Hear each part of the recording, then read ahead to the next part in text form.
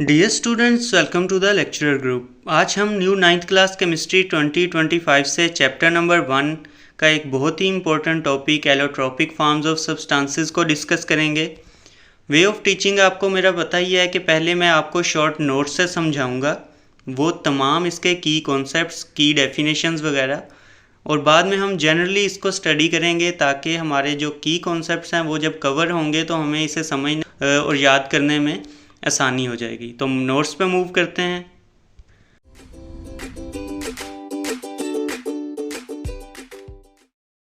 जी, तो नोट्स में अगर हम देखें तो हमारे पास वाज़े तौर पर इस टॉपिक को समझने के लिए कुछ डेफिनेशंस हैं। एक एलोट्रॉपिक फॉर्म का हमें पता होना चाहिए, दूसरे नंबर पे एलोट्रॉपी। तो इन दोनों को समझते हैं। एलोट्रॉपिक फॉर्म क्या है बेसिकली? अगर कोई भी एलिमेंट जो है उसके डिफरेंट स्ट्रक्चरल फॉर्म में वो एग्जिस्ट कर रहा है तो हम उसे क्या कहते हैं कि ये उसकी एलोट्रॉपिक फॉर्म्स हैं। ठीक है, डेफिनेशन क्या है कि different structural form of a same element exhibiting distinct physical and chemical properties. अब इसमें क्या क्या जो मेन बातें हैं उनको एक बार देखें कि एक सेम एलिमेंट हो लेकिन उसकी स्ट्रक्चरल फॉर्म डिफरेंट हो, और स्ट्रक्चरल फॉर्म डिफरेंट होने के बाद उसकी ये दो चीज़ें भी डिफरेंट होनी चाहिए। मतलब फिजिकल और केमिकल प्रॉपर्टीज़ भी उन दोनों की डिफरेंट होनी चाहिए। ये नहीं है कि सिर्फ स्ट्रक्चरल फॉर्म डिफरेंट है लेकिन फिजिकल और केमिकल प्रॉपर्टीज़ सेम है, तो फिर भी हम उसे एलोट्रॉपिक फॉर्म नहीं बोलेंगे।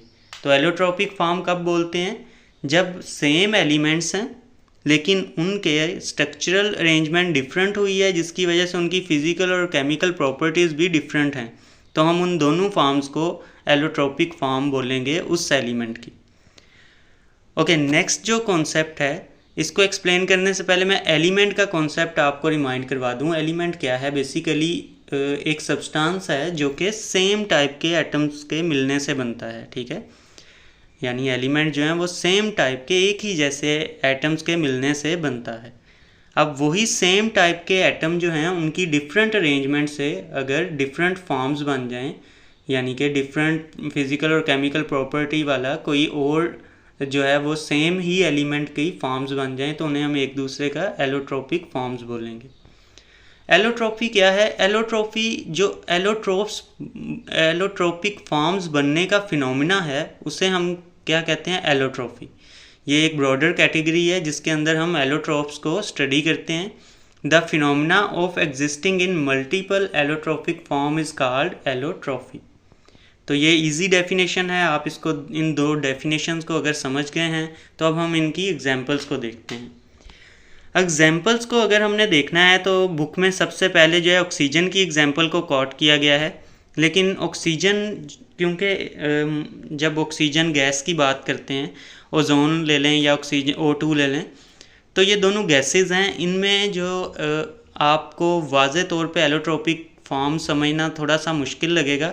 इस वजह से पहले मैं आपको कार्बन की एलोट्रॉपिक फॉर्म समझाऊंगा, ऑक्सीजन को लास्ट पे देखेंगे। आपको पता है गैस के अंदर जो है वो स्ट्रक्चर को इजीली समझना मुश्किल होता है क्योंकि उनके जो डिफरेंट एटम्स हैं वो आपस में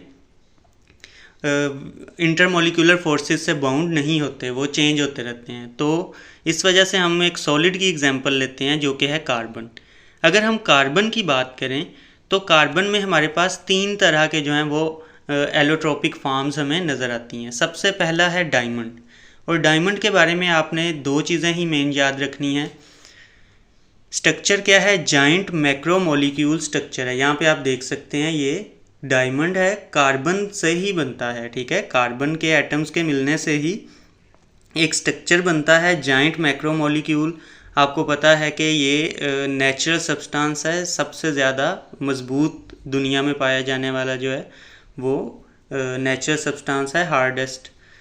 और प्रॉपर्टीज़, अगर हम प्रॉपर्टीज़ की बात करें तो हार्ड है और नॉन कंडक्टिव है। अब वहीं पे डायमंड की यानी कि कार्बन के दूसरे एलोट्रोप की बात करें तो वो है ग्रेफाइट। अब ये भी कार्बन्स के एटम्स के ही अरेंजमेंट, बस अरेंजमेंट ज़रा सी डिफरेंट है, और उसकी वजह से जो न्यू सब्सटेंस या न्यू एलोट्रॉपिक फॉर्म बनी है वो हमारे पास आ गई ग्रेफाइट की। ग्रेफाइट का स्ट्रक्चर अगर हम देखें तो ये layered hexagonal ring of carbon है। यहाँ पे आप देखें ये हेक्सागोनल 6 साइडेड, ये 6 कार्बन की एक रिंग सी बनी हुई है, उनके मिलने से ग्रेफाइट बनता है। ठीक है, स्ट्रक्चर आपने समझ लिया इसका क्या है, लेयर्ड, लेयर्स में है, एक लेयर, ये दूसरी लेयर, ये तीसरी layer, layered hexagonal ring of carbon. Properties क्या हैं, अब यहाँ पे ये इसकी प्रॉपर्टीज़ देखें चेंज हो गई हैं। कंडक्टर बन गया है, वो नॉन कंडक्टिव था। इलेक्ट्रिसिटी, सॉफ्ट है वो हार्ड था, स्लिपरी है और ये स्लिपरी नहीं था डायमंड। तो ये देखें इन दोनों की प्रॉपर्टीज़ जो हैं स्ट्रक्चर चेंज होने से कितनी चेंज हो गई हैं। अब अगर आप ग्रेफाइट के साथ अगर बुक में देखेंगे तो एक और आपको डायग्राम नज़र आएगी, फिगर नज़र आएगा, ग्रेफीन। ग्रेफीन और ग्रेफाइट में क्या फ़र्क होता है ये भी मैं आपको समझाता जाता हूँ। ग्रेफाइट और ग्रेफीन में जस्ट इतना सा फ़र्क होता है कि ग्रेफाइट जो है वो लेयर्ड है, यानी ये पहली लेयर, ये दूसरी लेयर, ये तीसरी लेयर, और डिफरेंट लेयर जो हैं वो आपस में इंट्रामोलिकुलर फोर्सेस या इंटरमोलिकुलर बॉन्ड्स की वजह से अटैच्ड हैं। वहीं पे अगर हम ग्रेफीन की बात करें तो वो सिंगल लेयर्ड स्ट्रक्चर है। ठीक है, इसकी सिर्फ कोई एक लेयर उतार लें, ये वाली लेयर अगर अकेली हम देखेंगे ग्रेफाइट की तो वो क्या कहलाएगी, ग्रेफीन। और इसकी प्रॉपर्टीज़ भी जो हैं वो बहुत ज़्यादा डिफरेंट होती हैं। ये तो प्रॉपर्टीज़ किस तरह से डिफरेंट हैं, एक तो ये कि जब ग्रेफाइट जो है उसमें लेयर्स हैं तो लेयर्स की वजह से ये ट्रांसपेरेंट नहीं होता, वहीं पे ग्रेफीन जो है वो एक ट्रांसपेरेंट जो है वो सब्सटेंस में चेंज हो जाता है। नंबर 2 पे इसकी जो इलेक्ट्रिकल कंडक्टिविटी है वो ग्रेफाइट से बहुत ज़्यादा होती है। ठीक है, इसकी इलेक्ट्रिकल कंडक्टिविटी भी ग्रेफाइट से बढ़ जाती है स्ट्रक्चर थोड़ा सा चेंज होने से। ठीक है, और ये थिनेस्ट मटेरियल है, ठीक है, वर्ल्ड का, और ओनली 1 एटम थिक किसे कहा जाता है। ठीक है, लेकिन इसकी स्ट्रेंथ की अगर बात की जाए तो 200 टाइम ये ज़्यादा स्ट्रॉन्ग होता है स्टील से। तो ये देखें जस्ट स्ट्रक्चर चेंज होने से, वो एटम्स की अरेंजमेंट की चेंज होने से कितनी रिमार्केबल प्रॉपर्टीज़ जो हैं वो चेंज हुई हैं। तो ये ग्रेफीन जो है आजकल बहुत इम्पोर्टेंट सब्सटेंस के तौर पे उभर रहा है और इसका बहुत ज़्यादा जो है वो यूज़ किया जा रहा है इंडस्ट्रीज़ में। नेक्स्ट जो कार्बन की ही तीसरी फार्म है, यानी कि एलोट्रोपिक फार्म्स में से तीसरी जो कार्बन की फार्म है वो है बकमिनिस्टर फुलरेंस। अब इसका जो स्ट्रक्चर है अगर वो आप देखें तो ये भी कार्बन के एटम्स के ही मिलने से बनता है, लेकिन उसकी अरेंजमेंट कैसी है यहाँ पे आप देख रहे हैं, पेंटागोन एंड हेक्सागोन स्ट्रक्चर होता है इसका, स्फेरिकल अरेंजमेंट होती है, यानी कि ये जो रिंग्स हैं ये पेंटागोन और हेक्सागोन होते हैं, और बेसिकली इसकी अगर अरेंजमेंट देखें तो वो क्या है, वो स्फेरिकल है, एक बॉल की तरह, स्फेयर की तरह इसकी शेप है। अब अगर हम इसकी प्रॉपर्टीज़ को देखें, स्ट्रक्चर तो हमने देख लिया, spherical arrangement of atom in pentagon and hexagon. Properties की बात करें तो ये स्टेबल है at high temperature and pressure, covalent soluble in organic solvent, covalent bonds होते हैं इसके दरमियान, दैट्स वाई ये सोल्यूबल है ऑर्गेनिक सॉल्वेंट्स में।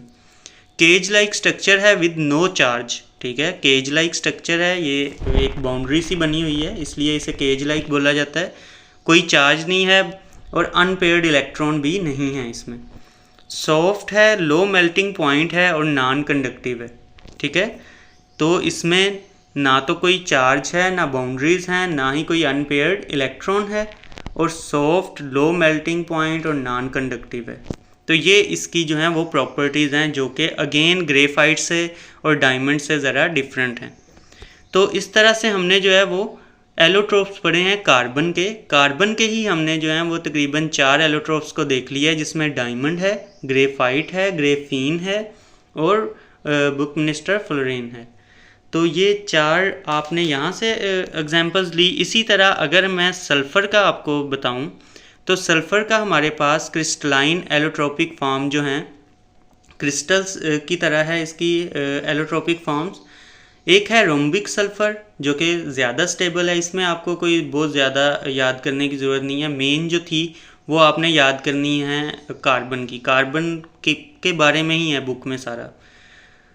दूसरा जो मोनोक्लिनिक सल्फ़र है वो लेस स्टेबल होती है, यहाँ पे आप देख सकते हैं ये रोम्बिक सल्फ़र है और ये मोनोक्लिनिक सल्फ़र है, और स्टेबिलिटी का इसमें फ़र्क है। अब मैं आपको जो है वो गैसेस एटम यानी ऑक्सीजन की एग्जाम्पल से भी समझाता हूँ। अगर हम ऑक्सीजन की बात करें तो बेसिक अगर अकेला O हो तो वो ऑक्सीजन एटम है। जब दो ऑक्सीजन एटम आपस में मिलते हैं तो ऑक्सीजन गैस बनती है, डायटोमिक फॉर्म जिसे हम बोलते हैं। ये वही ऑक्सीजन है जो कि हम इनहेल करते हैं और हम तमाम जो रिएक्शन होते हैं बर्निंग के, उनमें भी ये ऑक्सीजन इस्तेमाल होती है, रेस्पिरेशन में भी इस्तेमाल होती है। तो ये O2 है, यहाँ पे आप इसका स्ट्रक्चर भी देख सकते हैं, दो ऑक्सीजन के एटम्स के मिलने से बन रहा है। अब सेम एटम 3 हो गए हैं, ऑक्सीजन के 3 एटम जब आपस में मिले तो ट्राई एटॉमिक फॉर्म बन गई। अब ये दोनों एक दूसरे के क्या हैं, एलोट्रोप्स। अब ये 3 एटॉमिक है और अब इन दोनों की प्रॉपर्टीज़ भी एक दूसरे से बहुत ज़्यादा डिफरेंट होगी। ऑक्सीजन जो है वो बहुत ज़्यादा स्टेबल है, ठीक है, ये आपने याद रखना है। ऑक्सीजन क्या है, एक स्टेबल फॉर्म है। वहीं पे ओजोन जो है वो स्टेबल नहीं है, अनस्टेबल फॉर्म है। बिल्कुल जैसे आपने यहाँ पे सल्फ़र के पढ़ी हैं, मोर स्टेबल और लेस स्टेबल, यहाँ पे आप ऑक्सीजन के लिए भी यही यूज़ करेंगे। मोर स्टेबल है ऑक्सीजन और ओजोन जो है वो लेस स्टेबल है। और ओजोन आपको पता है कि ये ऑक्सीडाइजिंग एजेंट है, ठीक है, अनस्टेबल होने की वजह से बहुत स्ट्रॉन्ग ऑक्सीडाइजिंग एजेंट है। और ऑक्सीजन आपको पता है हमारा ऑक्सीजन हम रेस्पिरेशन वगैरह में यूज़ कर रहे हैं, वहीं पे ओजोन जो है वो यूवी लाइट को फ़िल्टर आउट करता है, तो इस तरह से प्रोटेक्ट कर रहा है अर्थ को हार्मफुल रेज से, सन से आने वाली। तो ये एलोट्रोपिक फॉर्म्स हो गई। आई होप सो आपको समझ आई होंगी। अब हम कुछ की कॉन्सेप्ट इसके देखते हैं। की कॉन्सेप्ट्स जो हैं वो भी आपको पता होने चाहिए। डायमंड जो है वो हार्डेस्ट नेचुरल सब्सटेंस है। ग्रेफाइट जो है गुड लुब्रिकेंट है due to its layered structure. अब इसकी मैं कहानी बताता हूँ लेयर्ड स्ट्रक्चर की। ये देखें लुब्रिकेंट के तौर पे कैसे बिहेव करता है। जब इस पर प्रेशर लगता है तो ये लेयर जो है वो आगे मूव कर जाती है, ठीक है, ये लेयर पीछे मूव कर जाती है। तो ये लुब्रिकेंट की तरह, यानी कि इसकी वजह से ये लुब्रिकेंट की तरह बिहेव करता है। ये टफ नहीं है, ठीक है। लेयर जो हैं एक दूसरे के ऊपर मूवेबल हैं, जिसकी वजह से एज अ लुब्रिकेंट बिहेव करता है। नेक्स्ट है buckminsterfullerene was the first molecule identified with perfect spherical shape. इसका परफेक्ट स्फेरिकल शेप का फर्स्ट मॉलिक्यूल ये आइडेंटिफाई किया गया था। वहीं पे रोम्बिक सल्फ़र की बात करें तो most stable crystalline form of sulphur है रूम टेम्परेचर पे। तो ये कुछ की फैक्ट्स हैं। अब वापस चलते हैं, अब आप पढ़ेंगे तो ये सारा जो पैराग्राफ है विद इन मिनट्स आपको समझ आ जाएगा।